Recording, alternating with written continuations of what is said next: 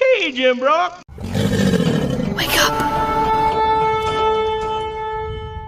Hey y'all, Jesus is coming soon. I feel really heavy to come here and talk about 2 of my NDEs. I know I've done it quite a few times in the past. I don't argue, I just do. I felt heavy to have a witness, which was my wife, but she hates being on camera so much that she just, completely argued the fact, so I left it alone.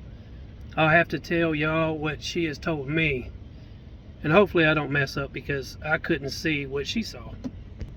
And she won't be on camera because, truthfully, most people are just plain out cruel.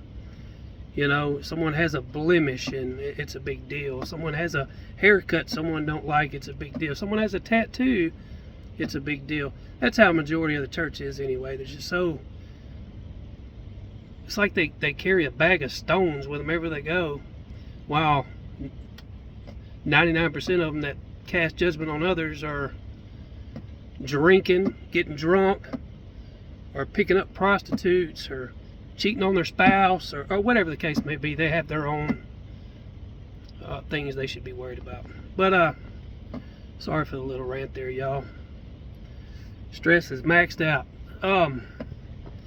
The first time this happened to me, the second time, the first time I saw hell, I don't feel led to talk about that one. I don't know why, but I've posted it many times here before. I'll try to find the link to it, and I'll put it in the description for y'all. Second time, I was having surgery for thoracic outlet syndrome. I had my first rib removed and a pec minor release. First rib's right here. I still have that horrible scar. It sinks in when I breathe in. It was at Baylor Heart and Vascular in Dallas, Texas, that I had that surgery at. I would say the doctor's name, but I don't think I should, because everybody makes mistakes, I truly believe that. I didn't seek legal counsel or anything after this happened. Anyways, he did the surgery, and as he removed my first rib, which I don't know if any of you know, you have a subclavian artery, and I forgot what the nerve is, excuse me, but it controls your arm. It's running in between your first rib and your collarbone right here.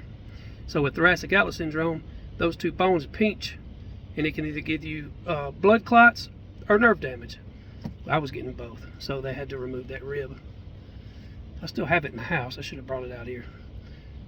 My wife wanted to keep it. I don't know why. I told him to throw it away, but anyhow, I had that surgery, and he nicked my subclavian artery right here, which is one of your main arteries. And it was a small nick, but it was enough that it did a lot of damage to me. That surgery was at 9 o'clock that morning. I got out at 12 or 1 o'clock in the afternoon. It wasn't very long. I went and got in the room all day, all night, bleeding out. Didn't know. 5 o'clock next morning, I woke up to a nurse making a lot of noise in front of the bed. You can't ever get no sleep in there. You just can't. And I was real groggy. They had me on doped up on morphine. I don't know why. All it did was make me sleep. Anyhow, I asked her what she was doing, and she told me she was getting my pain medicine ready. And I says, okay. And I kind of sat up a little bit. And when I sat up, I started feeling really dizzy. And I told her that. And that dizziness, I can't explain to nobody. I mean, that was just, it was one of those kind of dizziness where you were dying, I guess you could say. And I said, I'm dizzy, very, very dizzy. And she looked over at me, and I remember her eyes were huge, like it was just fear on her face. And then I said, something's not right. And then lights out. I mean, just like that. A millisecond, I was scared to death, y'all. Like I said, I've seen hell once before. But I already been saved and baptized. And when I came back to Christ after I fell away, people say you can't fall away. That's nonsense. You can fall away. It's happened to me. In 2013 when my son died. Completely fell away. And I got saved and baptized a year before. All about the Lord. Nobody could tell me that there was no God. Nobody could tell me nothing like that. Again, I saw hell 10 years before from an overdose. Dropped all that stuff. After that, I never did any more medications, I should say. I wasn't on that hard stuff. But anyways, sorry I went around a whole deal there. My wife tells me, oh, I didn't add this too, that millisecond of fear went away and it was replaced with the most beautiful peace that I can't explain that either. I mean, it was so strong that I felt like I was smiling when the lights went out. I mean, I really did. I didn't see anything. But it wasn't like before. The first experience was undescribable. It was horrific. Fear complete. I never want to feel that again. But this time, it felt like I was resting, like I was asleep. My wife told me her side of the story is, when I said something's not right, I fell back, and when I did, my face turned towards her. I was flatlined, and she said my eyes were separated. One went that way and one went that way. And she said I had a smile on my face as I was flatlined. She told me that the nurse that was in there that was going to give me the medication ran over and hit the code blue button. The I don't know, the head nurse or whatever ran in there, jumped on top of me, was giving me CPR, and then 10 other nurses came running in there. She said it was like 10 or 15 seconds. I couldn't tell y'all. There was no time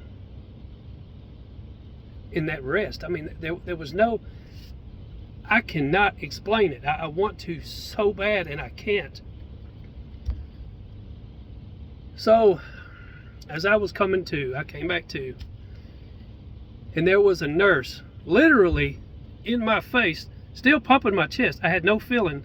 And it was like looking through a straw, and then it got bigger and bigger and bigger and bigger.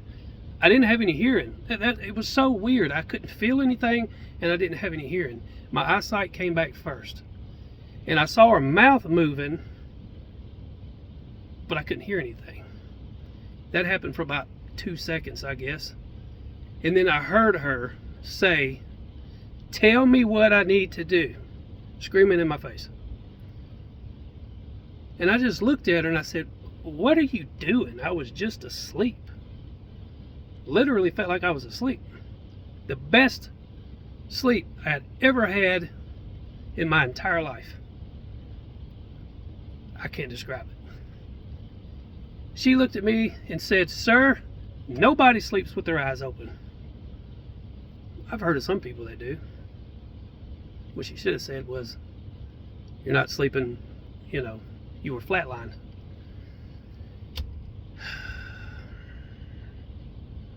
At that moment, I looked over at my wife, and she had these big crocodile tears coming down, and I just saw hatred on her face, and it wasn't for me. I knew it was for God. It's just hatred. Because when we lost our child in 2013, she blamed God back then, and she was just enraged. I can't tell y'all how she felt. I just tell y'all how she told me. And she did tell me later on that she did blame God for that happening to me, and told me that if I wouldn't have came back, it would have been bad. Third time was in 2019. I'd had a sinus surgery. And again, the guy nicked something in there. I don't know what he did. Nicked something. Because I know when I got to the hospital, they had to go in there and stop the bleeding. I'd bled out all day. At about 10 o'clock that night, maybe 11, I got up to go to the bathroom. He told me to hold my head back. I had cotton all up in my nose. So I did. I held my head back as I was walking. And I get to the bathroom, all that. And I come out of into the bedroom, and I got that dizzy feeling again, like the second time. Can't describe it. And I remember hollering for my wife. She came back there, and I said, I feel the same way I did in 2018. Something's not right. And she said, sit down. Well, I sat down on the bed, and then, boop, lights out. This happened to me 3 times before my heart had stopped. I kept passing out. And then I came back to, and my wife had that same look on her face, that rage towards God look. I can't explain it. I came back to, and I tried to stand up. Lights out again. She told me that time when I fell, I hit the back of my head on the footboard of the bed. Solid wood. I didn't have any headache. I did have a concussion. There was times where I was driving and I didn't know where I was. And this happened to me for about a year after surgery. All the way through 2020 it was happening to me. I'd get on the interstate and didn't know where I was. And then, 10 seconds later, I'd be like, oh, okay, I know where I am. Thank God that quit. I never had my head scanned for that. It had to have been a concussion. I don't know. But anyways, after I came back to from that fall, I remember, now this is the weird part, that still right now I can't understand whatsoever. But back then, this was in 2019, I was doing TikTok videos like I do here. Didn't ever want to do YouTube. Too many mean people. TikTok always brings new people over and over and over and over. That's why I liked it. And anyways,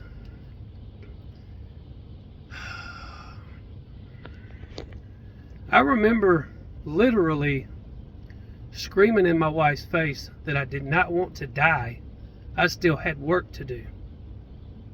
I remember that. I remember saying that, screaming it to her. And she tells me I didn't say anything.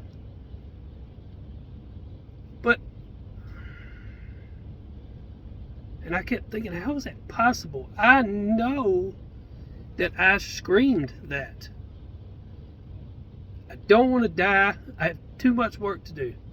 Something around those lines. I don't understand, y'all. But anyways, and then the lights went out again. Now I made something a while back to try to explain what I saw and heard, and I didn't feel like it was good enough, because like it was I know a lot of people say bright light, and that's so, I guess, cliche, but it was. But it wasn't just bright light. There was like, I don't know if it was clouds, I don't know if it was fog, I can't describe it, but it was all around this bright light. And I was hearing so much talking, laughter, and it sounded like what wine glasses tapping would sound like. Like a celebration, but there was so much talking, it just sounded like gibberish. You couldn't hear words or nothing. And through this bright light, that lasted maybe, felt to me like 30 seconds. And through the bright light, I saw this child. He had dirty blonde hair. I'd never seen him before. And the weird thing was, a few months prior, I had a dream about that same kid. And he was on the streets of like Manhattan, screaming and pleading with people. He had a Bible in his hand, saying, "Jesus is coming soon, repent. Jesus is coming soon, repent." In that same voice, it was that same child.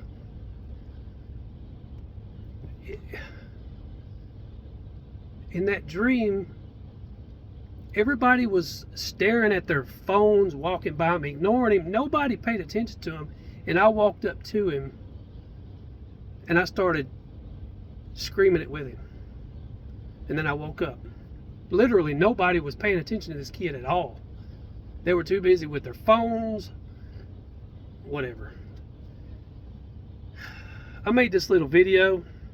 I made it a little better than before. But again, I saw the kid. I saw his face. I saw his hair color. I saw the robe he was wearing. But he was still, like, he was in the bright light, but there was fog or cloud or whatever that was in front of him.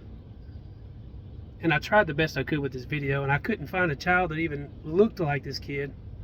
So I had to settle for, I don't know, like a dark image. I don't know. Y'all check this out.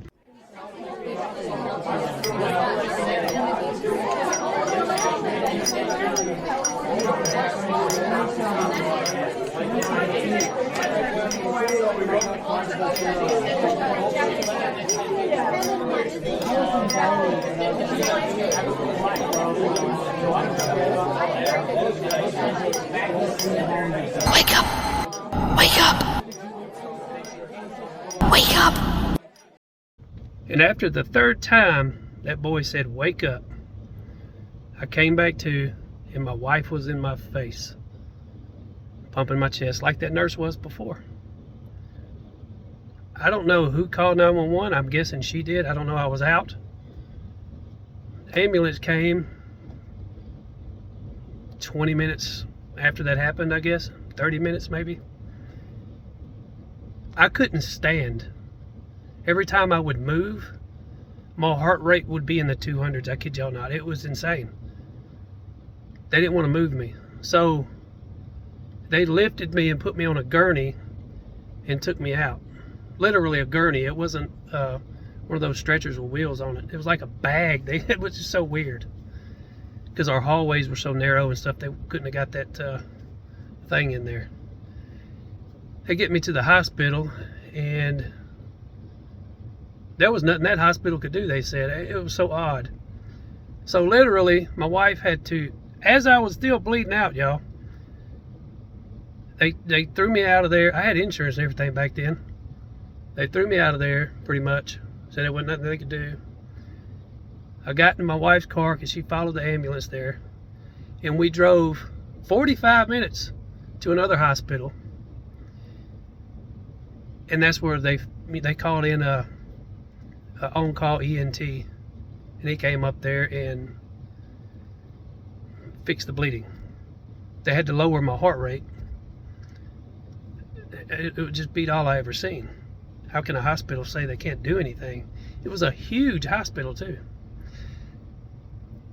Anyways, folks, that's why I say nobody could tell me.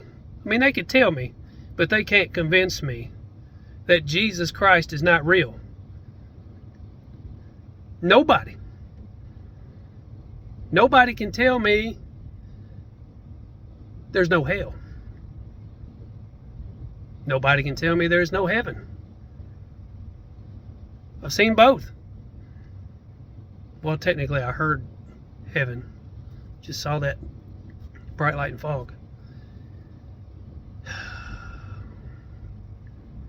Jesus is coming so very soon, y'all. Repent. Romans 10:9 through 13. I love all of you. Sorry for the long video and all the circles. I truly do love all of you. God bless them. Are you okay?